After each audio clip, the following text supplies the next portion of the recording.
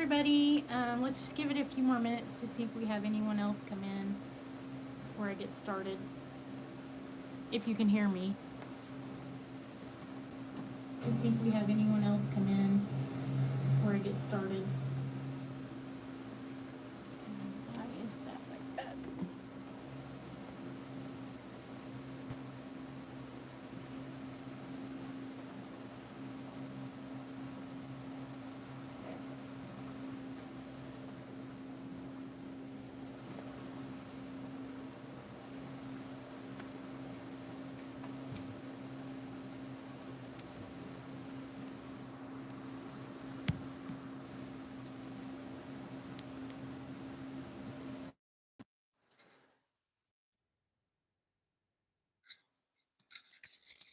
Hi, Melissa. Hi, Colleen. Hi, Kim. Hi, Sean.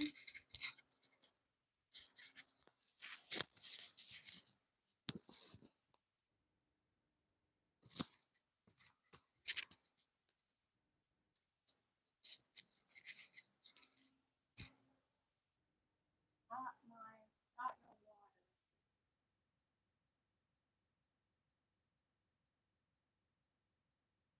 Melissa, got your water. What does that mean? Am I going to be talking to death and need a drink of water?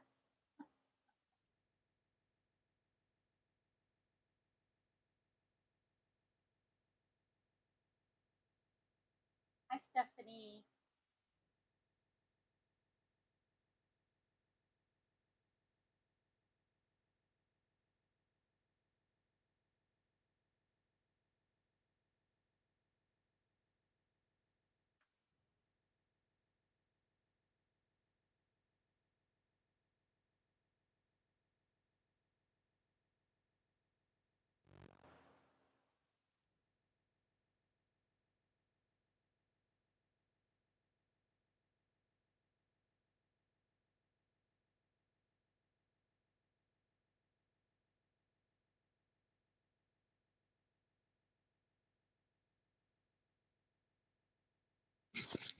Is this better, Melissa? Can you hear me now? I've got fans running in the house, so it's possible that we may have an issue.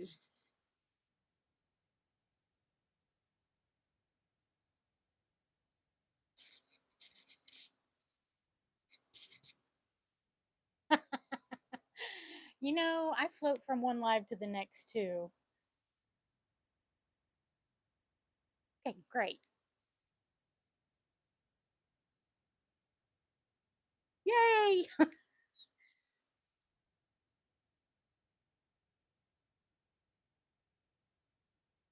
Great, fantastic. Okay, I do want everyone to hear this loud and clear. So last week, I took county fair judge training, which included painting, which I know nothing about, um, photography, which I know about that much about, and quilting and the fiber arts. Um, yeah, we are all quilting groupies, aren't we? Yes. Uh, um, so obviously, I wanted to become a judge for quilts, not necessarily the other things, but they had great takeaways where I learned from it and I can be better at what I do. Um, for those of you who don't know this, I also have a blog and an Instagram account. If you want to follow me on Instagram, it's my quilt projects IG. Um, if you're interested. And my blog is called myquiltprojects.wordpress.com.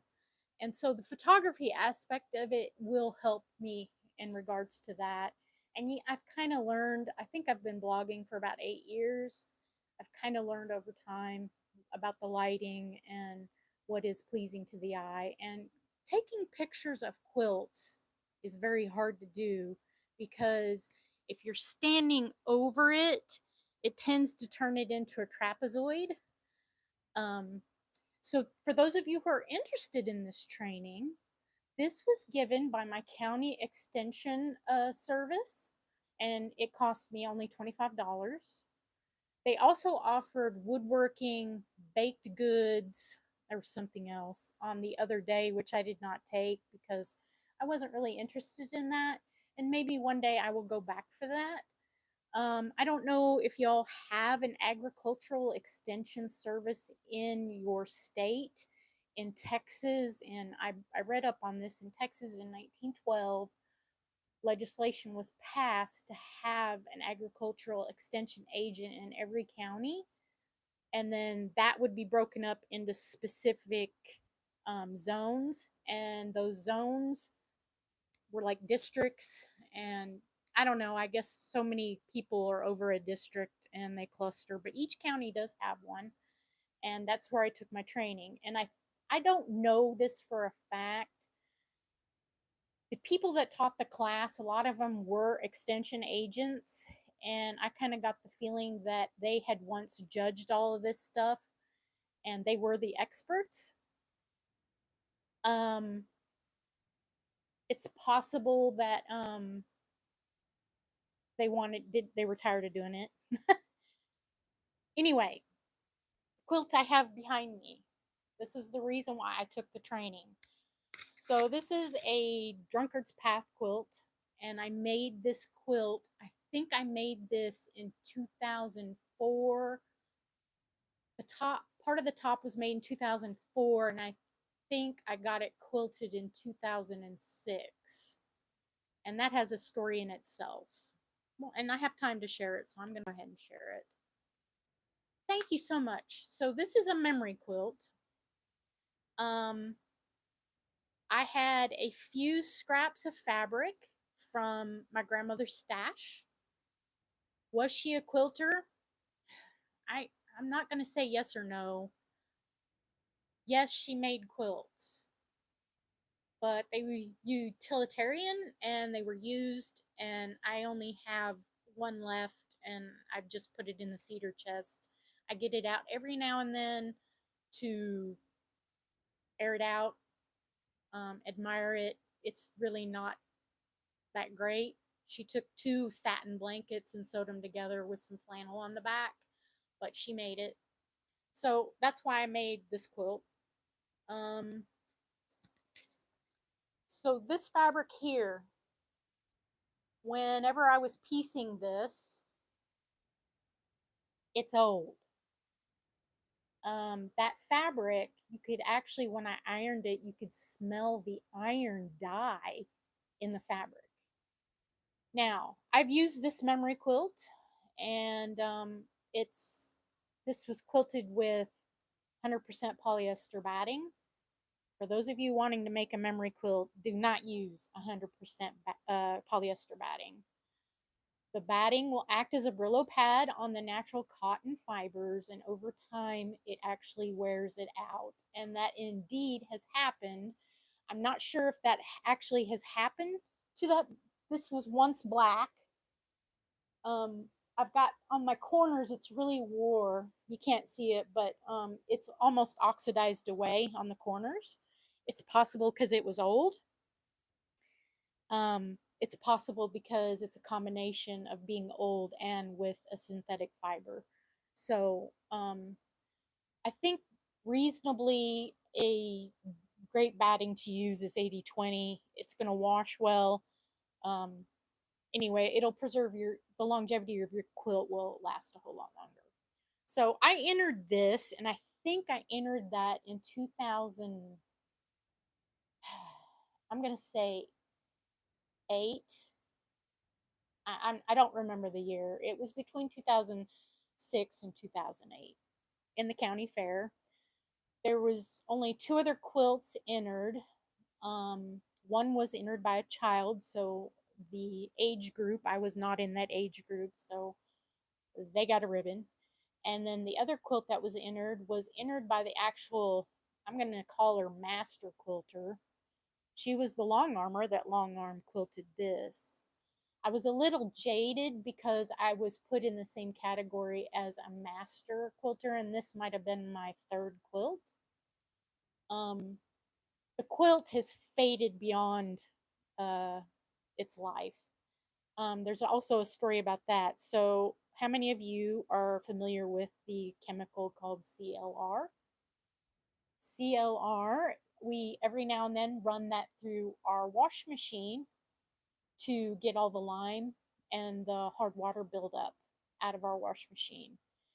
And I don't remember if we did this at the laundromat or if we did this here, but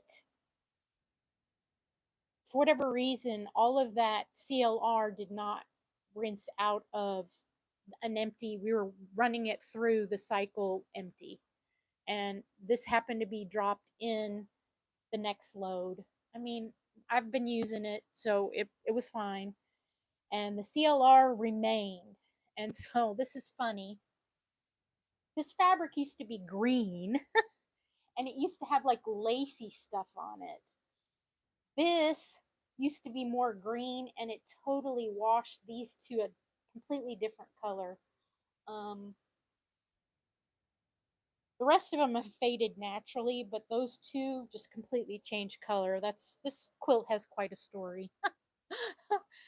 So I recommend not using CLR if you're going to be washing your quilts in your wash machine. It was an accident, but the quilt's still usable.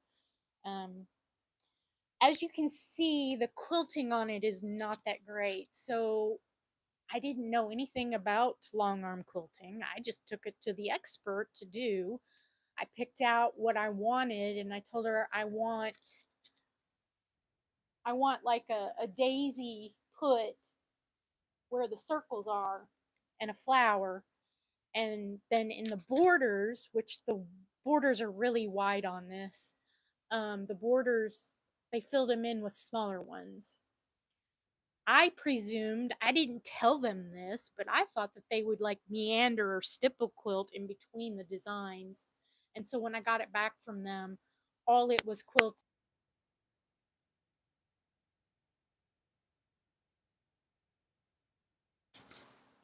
all it was quilted was just these and then a few of the small ones. And I didn't say anything because I gave her a specific instructions to do it that way. And so I ended up taking it to another long arm quilter uh, who meandered in between it. So I just always thought that when you took it to the experts, they'd know to do that, but that didn't happen. So, hi, Stephanie. Thanks for coming. Um, my name's Dawn, by the way, for those of you here that I did not introduce myself. Sorry. So, this quilt, I walked away with a ribbon. I got best of show of the three quilts. One that wasn't in my category, the other one that I was up against a master quilter. Um,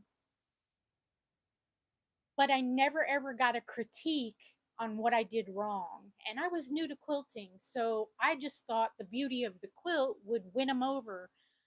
Um, Hi, Teresa Louise. Thanks for coming.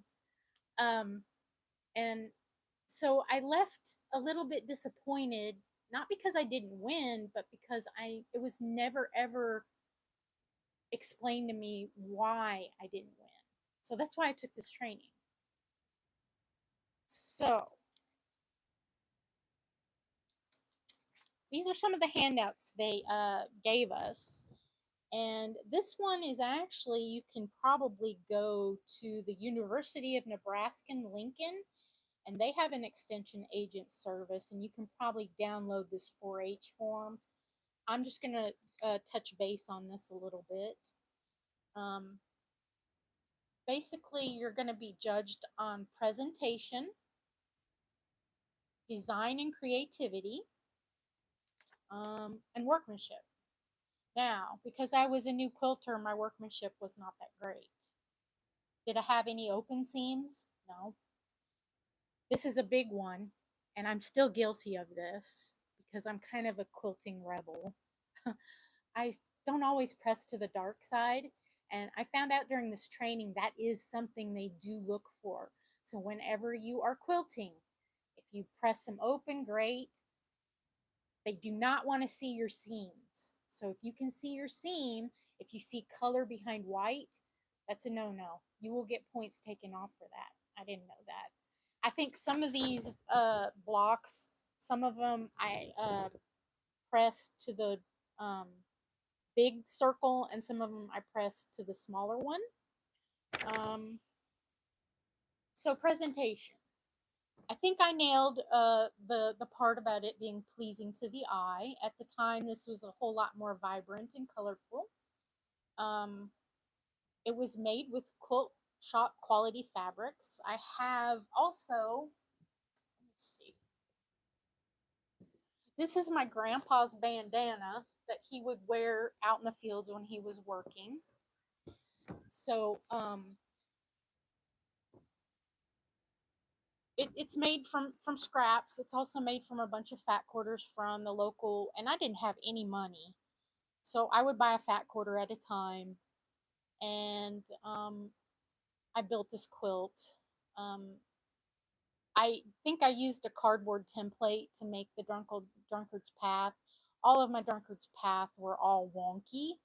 They pressed out fine. Yeah, it is. It is sometimes crazy. You have to press to the dark side because sometimes you want to nest your seams and stuff. So that I'm guilty of that. So I got out my ruler earlier to measure this. None of those blocks are the same size. Every one of them is an 1/8 inch off or more. Some of them are at 3.5, which I think that's the size they were supposed to be. Some of them are 3 3/4. Some of them are 3 5/8. I didn't find any that were shorter than 3.5. So that actually, judges can whip out a ruler and they can actually measure your quilt to see if things are true and square. Um, Obviously, if you are putting your quilt into a judgeable thing, do not take their criticism negatively. They're trying to help you. They're not trying to be the quilt police.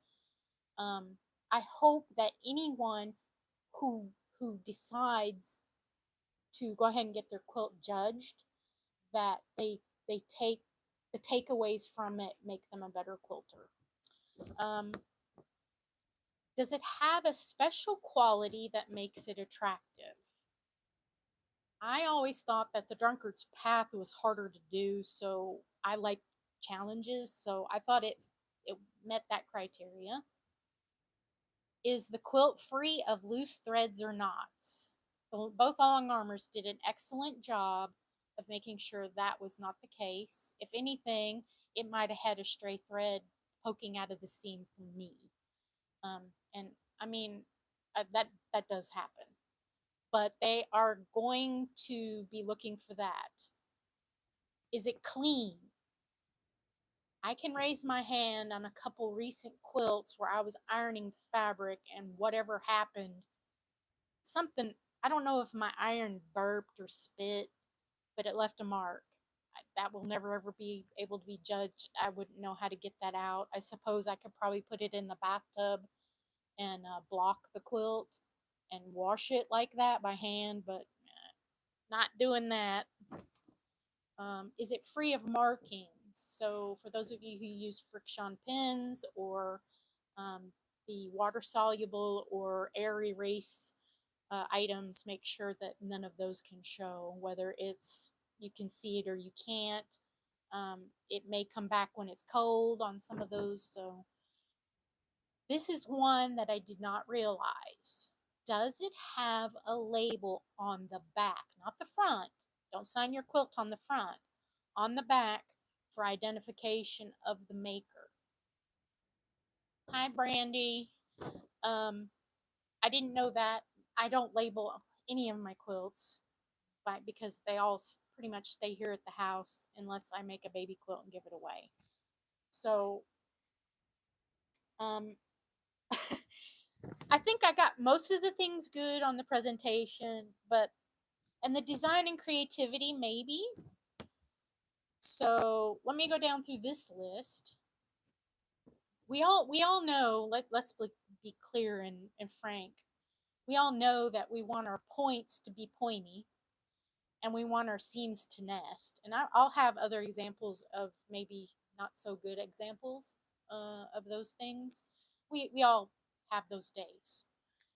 If you are planning to make a show quilt, you need to plan it that way from the get go. So when you're buying fabrics, how you're preparing the fabrics, how you're pressing the fabrics, how accurate your piecing is, all needs to be done at the very, very beginning. Okay.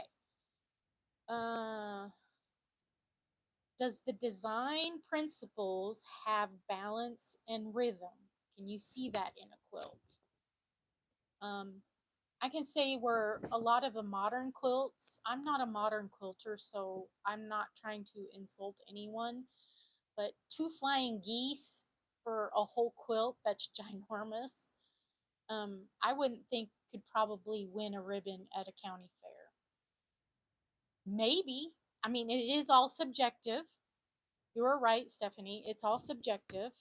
Um, the thing is, when it's done here in Texas, they ask two judges to go ahead and judge the quilts. And then those two judges get together, they're independent, and then they get together and they average the two scores that they give, and then that is the final item that they give.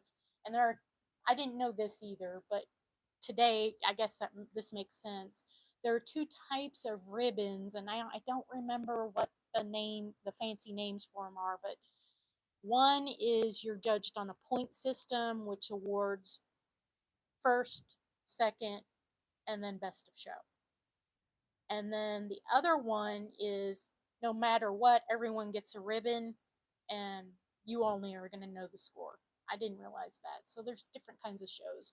And you would just have to get with your county extension service to find out how they do it. I really don't even know how they do it here. I probably, since I've only entered one and I've been doing this since 2000 and let's see, well, actually since 94, I've been doing this. So, yeah. Is there good use of lights and darks? I still have problems with this. If I use some neutrals, I might use like a gold or a gray, and sometimes that doesn't work. My grays have faded in this one to where you can't really see the difference between the muslin and the gray, which by the way, I think I used a real thick muslin on some of this, and I ran out. So I went to go back to Joann's to get the right muslin, and they were sold out of the thick stuff. So there's two different grades of muslin in this, which probably um, impacted it when it was new as well, when you were looking at it. Um, so also plan for fabric shortage. So if you are planning to do a show quilt, make sure that you buy extra fabric because that dye lot may not be available and you may just need that much. And if you can get points taken off for this, I've done this on many of my quilts where I sew something and it's just so short, just that short. And so I take a scrap that's laying on the floor and I just sew to it to make the length. And you actually can get points taken off for that. I didn't know that either. Um, does the design show unity? Is there a balance in variety and uniformity? I would say this quilt has too big of borders. At the point of me making this part of it, I was sick and tired of making those. And so I had a few, and you can't see it, but there's um, 4 patches of uh, Drunkard's paths, 4 patches up in the corners, and then I sewed 2 borders onto that. I think if I would have selected a better variety in my border, it may have impacted how it was judged. Does the fabric grain, if noticeable, affect the design in a pleasing way? I would say that you would have grain. There are some fabrics with their prints that affect how it totally looks. So if you've got a diagonal, and you cut it straight of grain, it's going to give a 45 look. Or if you have a straight and you cut it straight, it may have a striped look.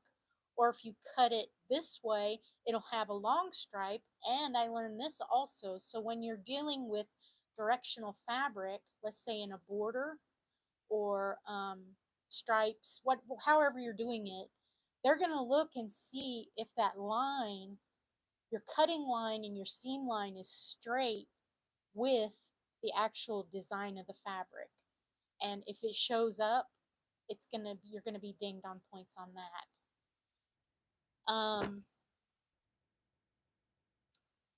Do the borders, binding, and other finishing parts enhance the overall appearance?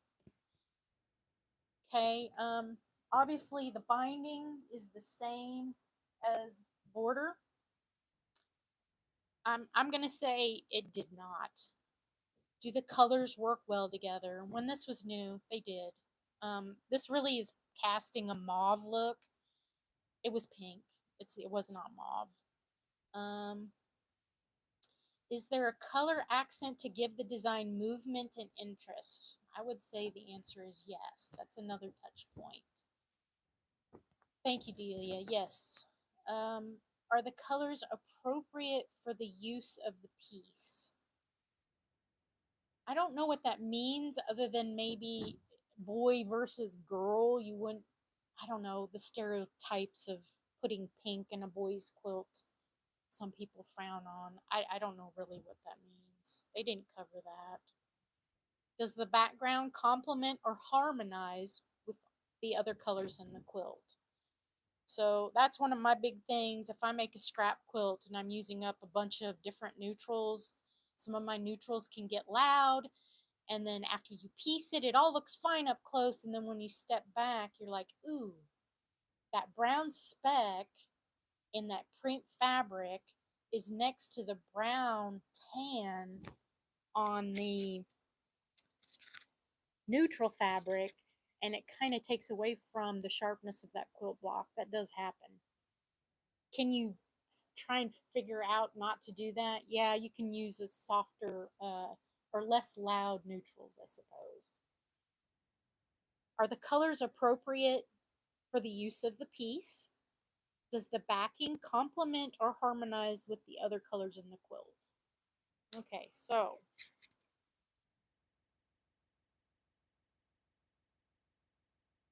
I don't know if y'all can see this. So I've got stripes, and at the time this was light pink, dark pink, gold, green, and then a burgundy, and it was really sharp. This is all really faded, but it actually still matches the front even though it's faded.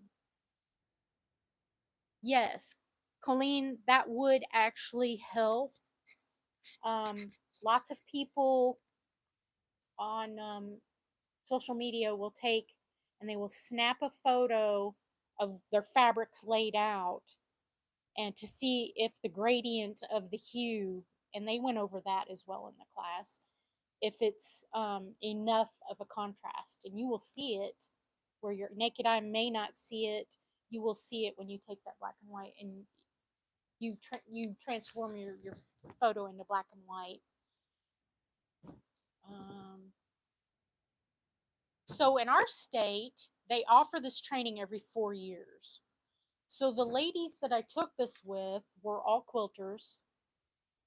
Some of them came as far away as I did. I think I drove one, two, three. I drove 3 counties over to take my training. I think there was another lady that did. The rest of them were local. Some of these ladies could hardly even walk into training. So they basically explained to us that there are going to be instances when you're called upon to judge. You're not going to be able to judge. You may have a graduation or a funeral, and yeah, you can't say yes to all of them. And they're also going to take into consideration how far you will be traveling. Um, that's another story. I'll tell you about that later. Let's see. Is the fabric weave and fiber type appropriate for the use? So I was reading another one of these handouts, and the judges are going to really frown upon you using cotton blends. Believe it or not, as I have become more rehearsed in quilting, you can almost tell a cotton blend by picking it up. A cotton blend is not going to wear the same way as a cotton. And so they are going to be looking for that because your quilt will not wear evenly. That'll be points off. I didn't know that either. Uh, yes, will the materials used withstand the type of cleaning needed to remain useful? So there is, I think I saw this on Instagram. There is a lady who will take her long arm and she'll put out her backing and her batting, and then she'll dump a bucket of her strings on top of the quilt that she's going to quilt. There's no quilt top. It's all the strings, and then she'll lay tulle over that, and then she'll quilt the dickens out of it. And it actually turned out rather stunning, because it was a random design where she just dumped the bucket out there, and it actually probably added great warmth to it. I may actually try that one day just to see, because I have so many stinking scraps. They never go away. And I'm not out anything if it doesn't turn out. But in that case, because you would have tulle, and when I say tulle, it's the fabric that you can purchase that's got like crosshairs, and it's see through, it's transparent, but it's like a netting. And so it would keep all the fibers there. Yeah, it's meshy. Thank you. Netting. Yes, thank you. Mm. Do the materials go well together, not only color wise, but according to type? Does the quilting or tie pattern supporting the batting enough to keep it from bunching or distorting when the quilt is used or cleaned? So, as a long armer, I have always quilted everything to death. But as I've progressing in my journey of being a long arm quilter, I'm stopping. I'm not doing that anymore because, number one, if you do it on the bias of the fabric, whether it's the backing or whatever piece you have on the front, it warps the piecing.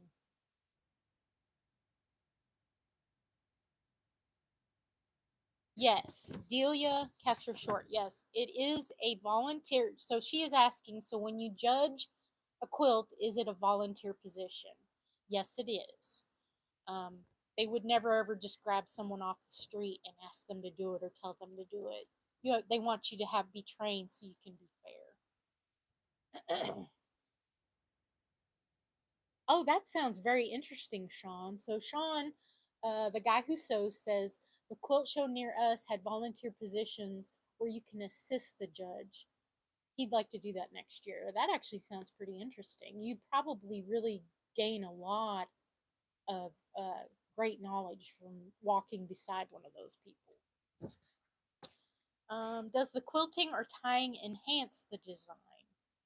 So the lady that actually taught our quilting segment, she was a quilter, and she was also an extension agent server or extension agent. And she brought one of her little wall hangings, and it was just a simple square quilt, nothing fancy. The colors were desirable. It was golds for the neutral, and then kind of reds for um, the contrasting squares. And it was small. It was probably, I don't know, maybe that wide and about that tall.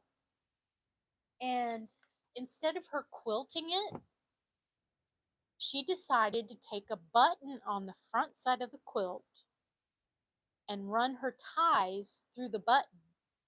And then she tied it to the back. And she used perfectly matching embroidery floss thread that matched the back perfectly.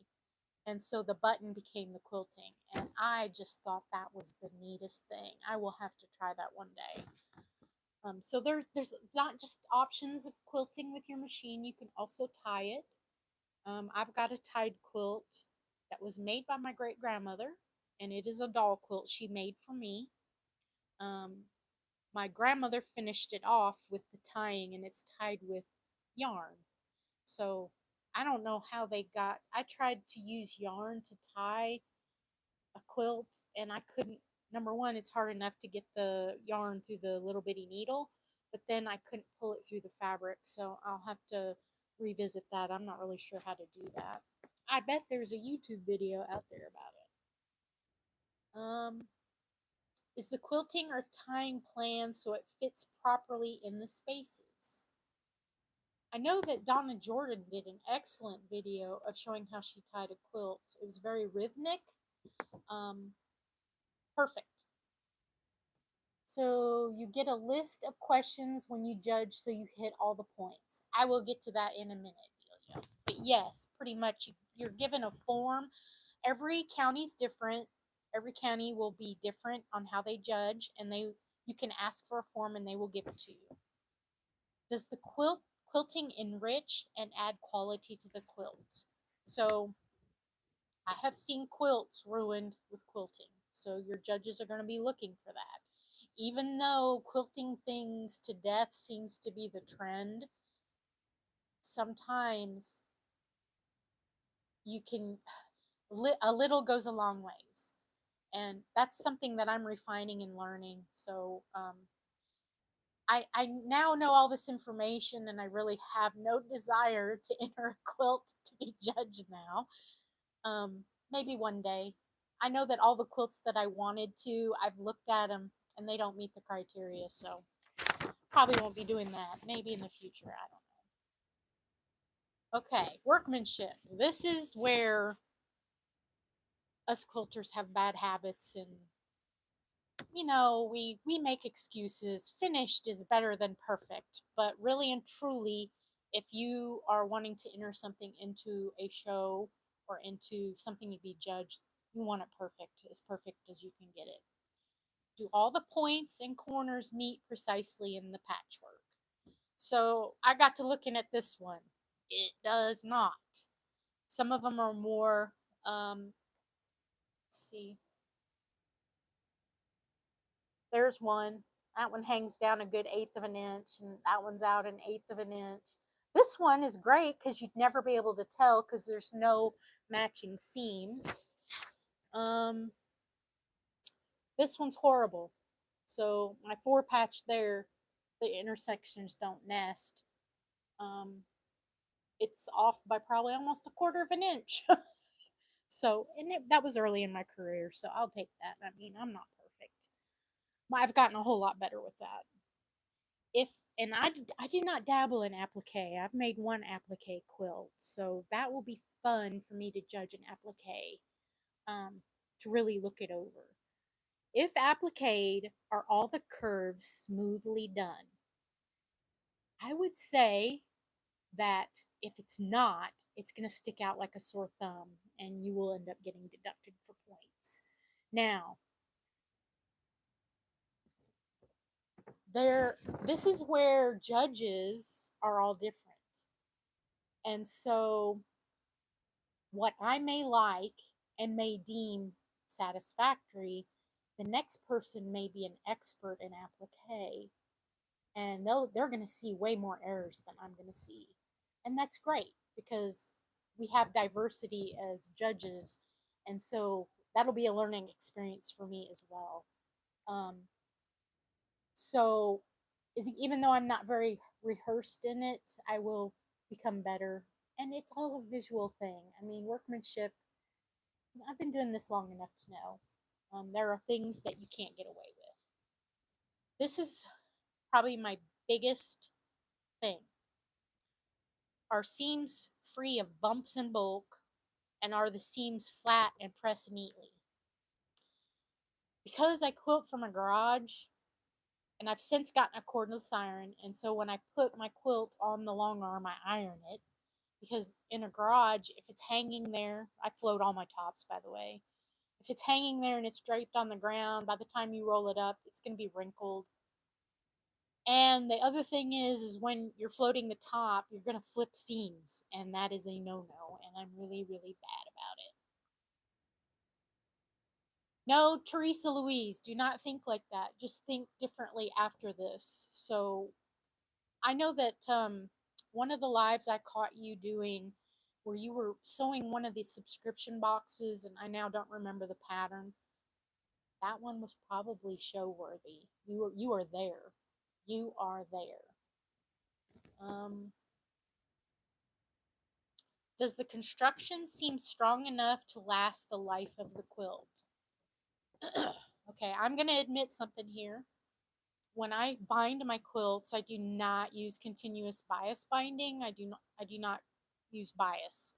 I just cut from selvage to selvage, press it in half, and stitch it on there. And so when I got my long arm, I had sewed up a bunch of jelly roll race quilts so that I could get practice on my long arm and something I could use. And it was relatively less expensive and a little bit more pleasing to the eye than just using 2 pieces of fabric. I played around. So one day I had a really bad day where the tension was horrible. And I said, you know what? I'm not going to rip this out. I'm going to leave it. And at that time, it was potty training time for the children. And those quilts got washed and washed and washed. I mean, every 2 days, wash, wash, wash, wash. That washing totally wore the quilt out. But even though the tension was bad, it never ever separated. And I was really surprised.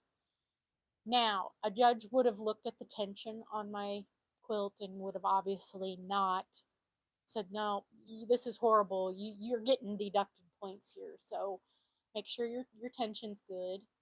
I am so guilty of that. Sometimes it'll just be this much. Instead of ripping it out, I leave it in. And it is my quilt, so it is my rule. But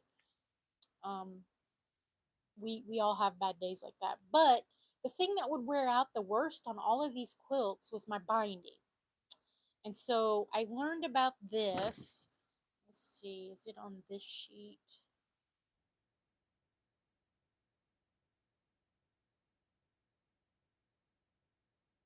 It's on another sheet.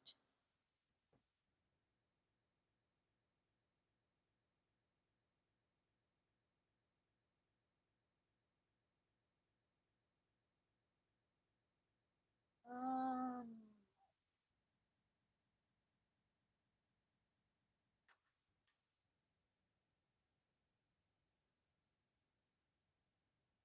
I don't know what piece of paper it's on, but one of these pieces of paper, it tells you when you're doing your binding, you do not want any flat, how do I say this? So your binding should have fullness. Your 1/4 inch that you've sewn and then you've pressed it over and flipped it over, it should all be filled. If there is any flat spot where you cannot feel the front, the back, or the batting, you'll get dinged for points for that, and I did not know that. So I'm very guilty of that because I use 2.5 inch strips for my binding, and I probably need to start using 2 1/4. You're welcome, Teresa. I hope that everybody finds interest in this, and I hope that everyone can get a blue ribbon. I mean, if I would have known these things then, would have I have done all this? I don't know. I was pretty young back then, so maybe not. I don't know. Are the quilting stitches evenly spaced over the whole quilt, both front and back? So my quilting machine, I'm in a garage. The garage is not as level. I have everything as leveled as possible. And as the seasons change, the concrete slab somehow shifts in that garage to where it's no longer level. And so let's say I'm doing, let's say I do a circle, and then I come out and I do a daisy. Every time I come in to that circle and then travel out of the circle, those two stitches coming in and going out are always long. So my quilting would not get anybody a ribbon, even if I quilted for somebody else. And I know that's my encoder wheels, and I know I probably need to take my machine apart and make an adjustment. But for me, it's okay.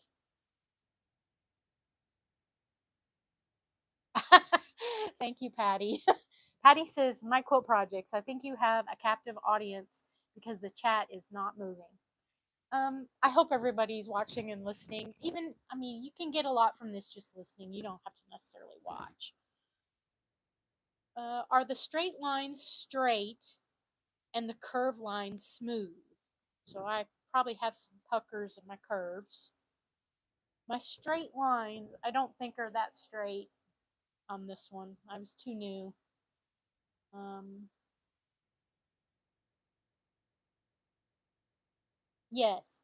So when you go to your long armor and you say, I want this quilted, just do edge to edge, or you do custom, whatever you tell her, specifically tell her you want to enter this to be judged, because then that adds to the price. Judges don't like to see where you've trimmed threads. You know, you bring your bobbin up. They don't like to see you where you just snip that off. They want those threads buried. They don't want to see starts and stops where if you're free motion quilting and you're doing a nice swirl and you stop when you start back up, they want to see the even smoothness and flow in the quilting. So if it's jagged, that's going to be points against you. All right, Sean, yes. So Sean says, I'm enjoying this and learning a lot. I plan on entering a few quilts in the state fair again this year. I have never done that. I mean, I've seen some of the quilts that they do at the state fair, and oh, they're gorgeous. I I am a little intimidated by that, but I don't plan on winning any ribbons. It's just to get a good picture. That's what, whenever I enter my quilt into our local thing we have in July, the quilt hangs nicely and I can get a square on picture of it. Whereas before, I'm either standing on a ladder or standing on my tippy toes trying to take a picture over the top, and it's always like a trapezoid. So I wish everyone the best of luck. I hope that you get a ribbon, because all quilters deserve a ribbon just from the work that goes into a quilt. And that is something also that I will be keeping in mind. Obviously, not all quilts are as difficult as the other ones I'll be judging. A four patch is beautiful, but if you're doing like a triangle and a square or a mariner's compass or something, there's quite a bit of difference between the two and how much time spent on them. Oh, Brandy, Brandy. So this is what I've done through the years. I started, anybody that was expecting a baby at work, I just started making baby quilts. I wouldn't even ask them what colors they like. I'd just make them a baby quilt. And I've since then started asking, hey, what colors do you want? And I got great at practice, because babies don't care, right? I mean, they're not going to sit there and look at your quilt. And the parents, because they're not quilters, they don't care either. They're just going to be enamored by the fact that somebody took the time to do that for them. So practice, practice, practice. Um, if there are any embellishments, such as buttons or lace, are they attached securely, and do they add to the attractiveness? I have seen people where they actually take doilies that their grandmother made and they just stitch them down to a quilt, to a foundation, and then it gets quilted. And those are amazing. Um, I wish I had more doilies, because that would be something that I would like to do. Um, so just make sure that your embellishments are secure. Um, is the binding free of puckers and ripples? I've done binding along long enough to where my binding ends will meet. I don't have problems with my corners anymore. It all just comes with practice. Yes, so this is a tip. I don't know if anybody wants to take my advice, but when I had my Janome, I learned that because my Janome was a dual machine, meaning it would sew like normal, and then it would do decorative stitches, and then it would also do embroidery. And I still have that machine, by the way. I learned that there's a specific bobbin case. There's a red dot, a blue dot, and a yellow dot. And I haven't used that machine in so long, I now don't remember which dot goes with what. But I actually went and purchased a different dot because I think it had the embroidery dot bobbin in it. That helped my tension. But I also learned this is hilarious. So I commented, I was following Aurifil Threads blog, and I commented that I just couldn't get my tension right, and I had suffered with this horrible tension nightmare for like 2 years and couldn't get it exactly right. And they told me, what thread are you using in the top? And at the time, I think I was using 40 weight thread in the top. My machine really liked 40 weight thread. And I was using the equal thread in the bottom. And they said, no, start using 50 weight thread in your bobbin. And it was a game changer. So, those of you who have tension issues, that may help you. Um, are the stitches securing the binding neatly done and not very visible? So, this was a hot debate in our class. In the audience, how many of you completely machine bind your quilts?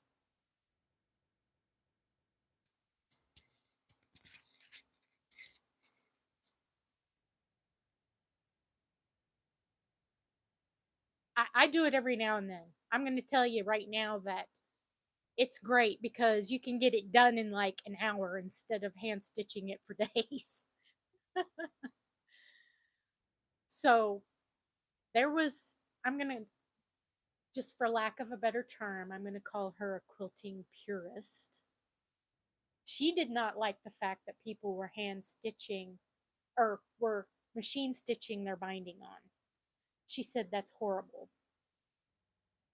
But the teacher of the class said no, as long as it is machine stitched on there um, nice and neatly with good workmanship, you cannot count that against them. That is a personal preference.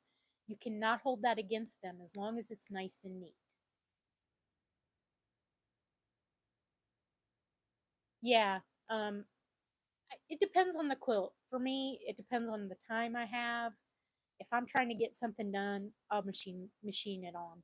I will.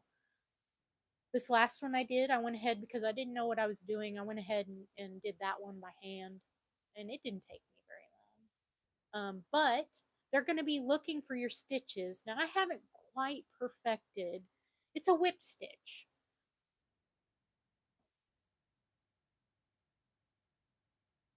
Okay, you guys aren't going to be able to see this. So instead of hiding my whip stitches, all of my whip stitches done in white thread on this pink are on the outside. They're not buried. So this would have been a mark against me. Now I know that there are a lot of people now that are actually wanting to show their hand stitch work by stitching with like embroidery floss. As long as the workmanship is fine, that will not be an issue.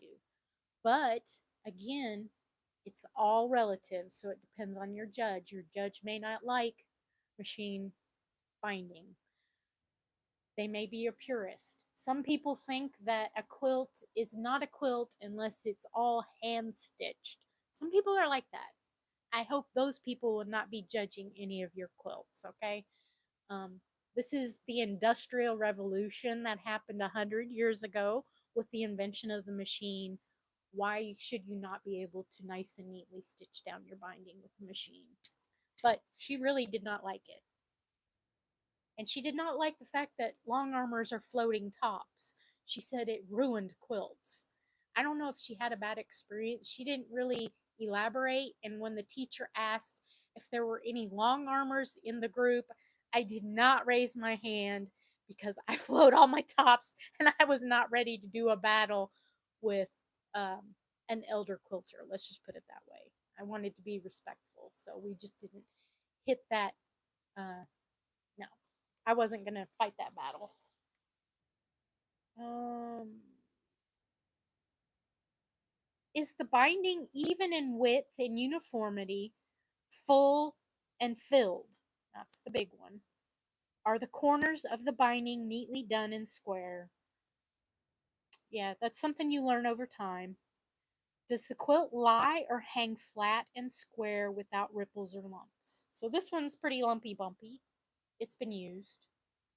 Um, she did bring examples of quilts that were long armed, and for whatever reason, one edge kind of did this curl thing. So they were holding it up, and this side kind of curled. And she explained that it was either from improper long arming or improper cut of fabric or improper binding install. She really didn't know what it was, but because it was not flat and had a curve to it, meaning that the edge of it curved back, there was something not perfect with that. So they look for those things as well. Um,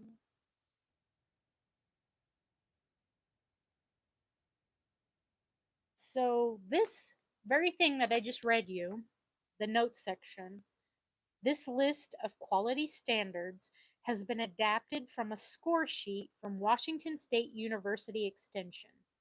The original version was written by Bonnie Lehman for Quilter's Newsletter in 1977. Quilting rules have really not changed over the years, have they? I mean, maybe hand stitching has become less popular, but let's see.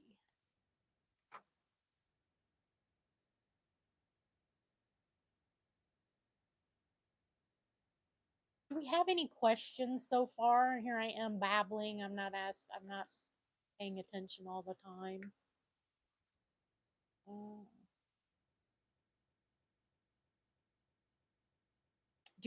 don't waste your talent and time on poor materials.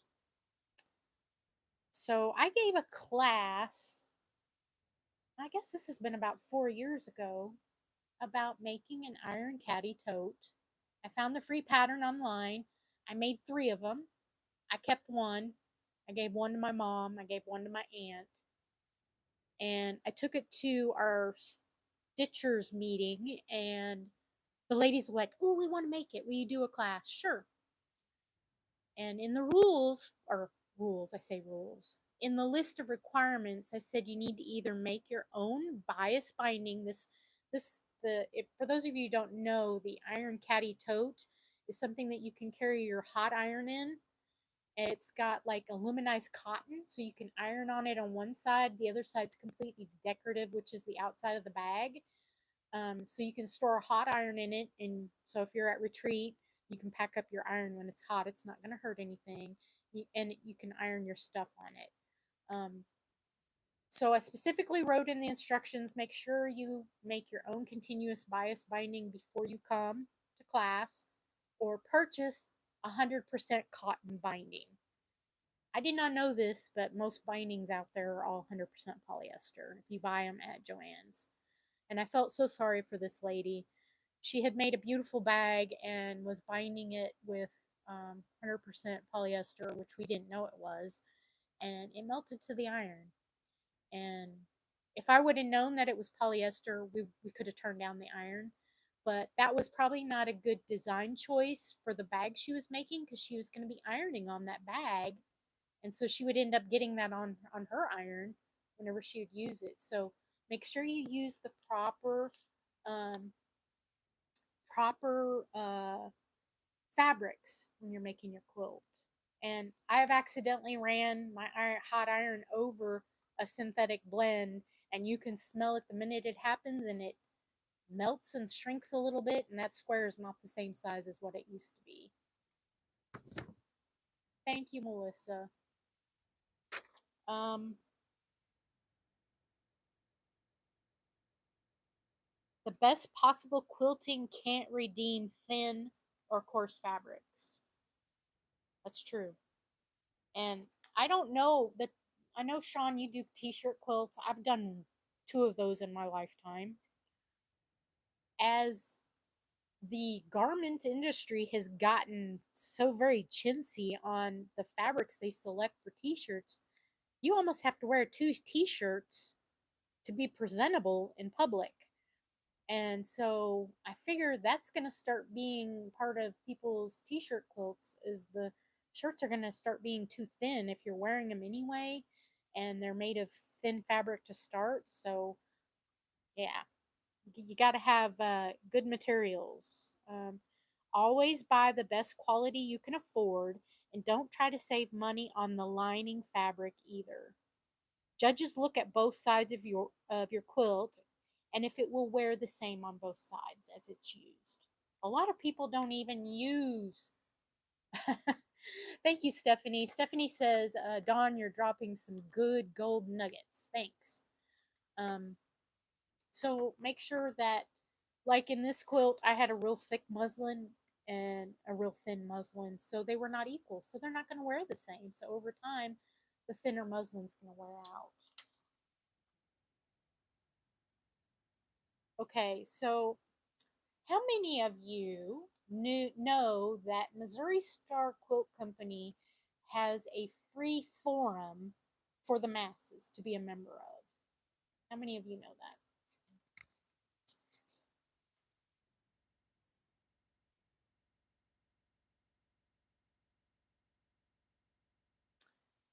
Their free forum, I've been posting in that for years. Yes, excellent forum. People of all experiences are in that forum, and you can pose a question that really is a head scratcher, and someone will be able to help you and answer your question. Yes, so I'm not looking at their website, but somewhere on their homepage there's a link for the forum and all kinds of information in there. If you're stuck or need help, it's a great place, great resource. Plus, you can get to see everybody's quilt projects there. Very talented people, very talented.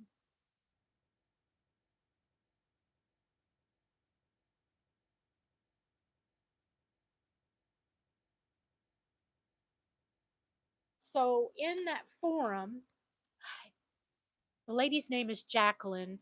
I don't remember what her handle is in the forum. So one of my quilts has wood glue in it. When I was little, my little doll quilt, I spilled my dad's wood glue. I shouldn't have been messing with it. And I mopped the wood glue up with that little bitty doll quilt. And I posted in the forum, hey, how do you get wood glue out of a quilt? And she helped me. This quilt has squares in it that are indigo. The fabric squares in there are probably from turn of the century, and here I was in 1970-ish mopping up wood glue with that little bitty doll quilt. And so the there are certain people in the forums that can be very negative Nancy's. For those of you named Nancy, I don't mean anything towards you. Sorry. um, I've quit going to it because when they changed the website format, I lost interest in it. It made it too hard to maneuver through it. But she told me how to get the wood glue out. She knew somebody at some college that was a textile something, and so I was able to get most of the wood glue out. Um, but she actually said that she put a quilt in a fair and it was judged, and the judge actually, and I don't, maybe it wasn't a fair, maybe it was a show. The judge actually took a quilting ruler and put it up to the corner to see if it was truly square. I never square my quilts. So that blew my mind. And it was taken as very negative criticism, but it shouldn't have been because they were at a show. So she said when she saw the judge whip out the ruler to look at her quilt and the corners were all good, she breathed a sigh of relief. But the forum went mad with that information because how dare she? But really and truly, if you have something in the center of the quilt that's not square and you continually do and you continually build on that, it affects the overall squareness of the quilt. So you really need to have everything square. And I've learned over time square things up after I make them, whether it's a half square triangle or a flying geese or whatever. You make those little sliver trims, and your overall quilt will come together so much better. Okay, so judging form. I have one here. So they brought an example of a quilt that was judged by 4 different judges. And this, I think, was actually in a show. And so this particular quilt was foundation paper pieced, and it was called Desert Sky. I don't know if y'all can look that up. I don't know. There was one thing I did not like about the quilt. It had 2 different kinds of backgrounds. It had some background that was, yes, Teresa Louise says, yep, square up after every step will help. Yes. When you're in a hurry and you don't do that, your quilt's going to be wonky. And you're going to end up having to stretch your seams and fudge everything, and it's just easier to trim them. So this quilt was muslin, and it had also like a charcoal gray, and then it had brilliant colors of blue, purple, pink, orange, yellow, and it almost looked like I don't know the name of the pattern. Not a mariner's compass. It was similar to this, but it had spikes coming out. Maybe that's crown of thorns. Anyway, there was one thing I didn't like about the quilt. The quilt was done beautifully, but the color and hue of the dark electric blue next to the dark charcoal gray washed it out. And so there wasn't enough contrast there. So she was dinged uh, with points for that. But one judge didn't didn't give her full points, but didn't tell her what she done. So the first category that the first judge did not elaborate on what she did wrong. So you have some boxes you can check, and this first item is worth 50 points. Overall quilt impression. And all she wrote on it was a star, very agreeable color palette. And she scored her a 46. So it wasn't perfect, but she didn't tell why it wasn't perfect. Workmanship. This one is worth 25 points. Choose what is appropriate. And it lists intersections meet perfectly, points and triangles have sharp points, threads should blend and not show in seams, applique elements are well placed. Right now I'm quilting a quilt on the long arm that is black. It was pieced with white thread. Every intersection where the quilter has tugged and pulled, you can see the white threads. I have told the quilter that she will need to go back and hide those with a Sharpie if she wants to enter it into a show. That's just me. I don't recommend doing that if you're going to wash it. Applique elements are well placed. Curve shapes smooth and points are sharp. Applique markings are not visible. Hand applique stitching smooth and even. Embellishments appropriate to the quilt.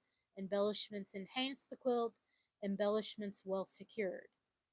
So she wrote a star on this and said curve piecing, sharp points are well executed. Out of 25 points, she gave her a 24. On the next block, quilt finishing, it's worth 25 points. She gave her 22 points. and just marked a line through. Edges should be straight with no rippling. So this was one of the quilts that had a funny ripple in it. And this is where one of the quilters in the group said that's because she floated the top. You can float a top, but you have to secure it with side leaders, side stitching. I can't say that I do that every time.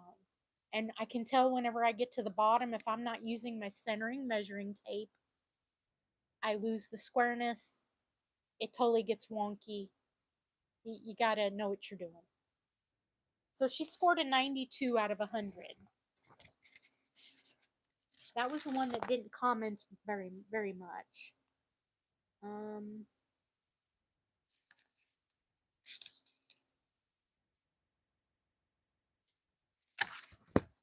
So another judge gave her a total score of 50 for overall quilt impressions. And on workmanship, she gave her a 23 out of 25 points and said your horizontal piecing line should be straight, rippling noted along the edge.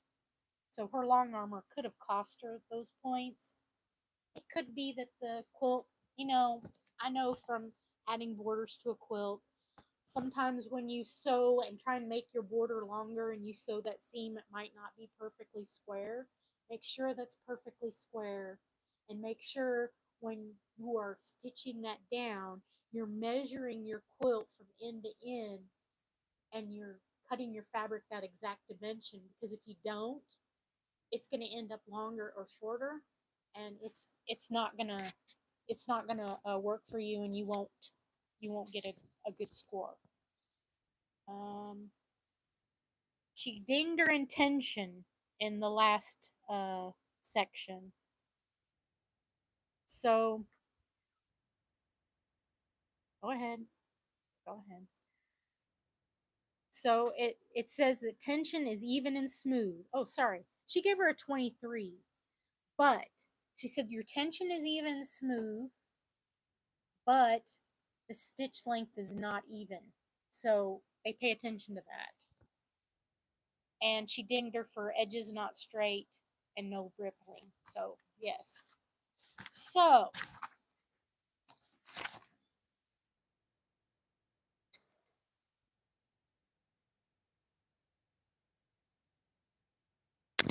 let's just get out some work here. All right. My points, do they match? Points can match. Points can float. Points can be whacked off. Make sure if you have your points that they match. This actually turned out pretty good for me not pressing it. Here's where they all come together. Is that one good? Oh, that one's not good. Let me find one. Here's one. This one's floating. That's considered evil. So if you do a point, let's say you do a flying geese, or you do some kind of point, and your next block you sew to it, you need to make sure it's not floating in no man's land, that it comes to the edge. They actually look for that. Yeah, Teresa Louise says, boy, picky. Obviously, you're going to be judged by the quality of who you're being up against. So if they have those same poor qualities and you've only done it once, you're probably not going to be dinged for it. Okay.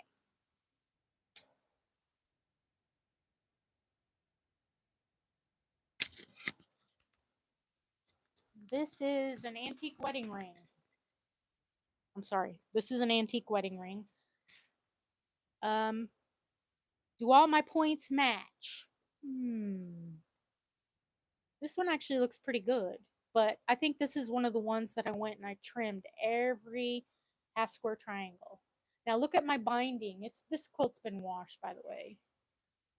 This is a prime example of my binding not being full, and this is what's wearing on my quilts. If you look at this, so if I were to do this in bias binding, it probably wouldn't be like this. So this will wear out, and it'll be this edge will wear out. This edge. Okay. And for those of you who have problems making all of your seams nest, you can buy. This is by the way, this is a themed quilt. That also they judge on those. So I've made a quilt of nothing but polka dots. Um, I was in a fabric swap from the Missouri Star Forum for that. That quilt turned out great. That quilt is worn out beyond repair. This was actually a vintage sheet swap from Missouri Star Quilt Company, where we all had vintage sheets. We cut them up into fat quarters and we traded them. And I used interfacing. And guess what? All of these squares are nested perfectly by using that interfacing. Now, could this quilt be judged otherwise? No.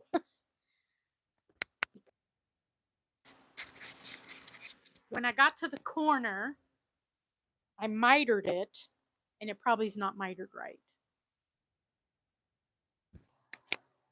And incidentally, the back of this is also a vintage sheet. I have pillowcases to match. Very themed. Thanks for coming, everybody. I see everybody's dropping out. It's getting late. I really yacked a long, long time. So, any questions? I think I've tied up this for quite a bit now. I so appreciate y'all coming. I hope that you have great takeaways from this. Try not to be too hard on yourself. Do things gradually. Don't just rush in and dive in and be real hard on yourself.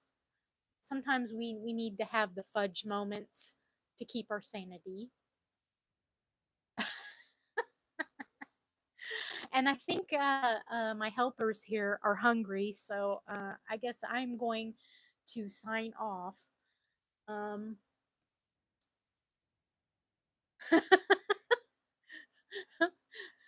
Before I go, though, I want to say thank you. Thank you, thank you. Please share this video on social media. Um, it's not going to cost you anything, and it'll help me out great. I'm really surprised. I didn't actually look this up, but I never thought to look this up. So maybe after you've viewed this in your spare time, go look up other videos because I haven't covered everything. There may be something else out there that can really help you. So, um, thank you so much for coming, and I'm signing off. Everyone's hungry. Good night, everybody.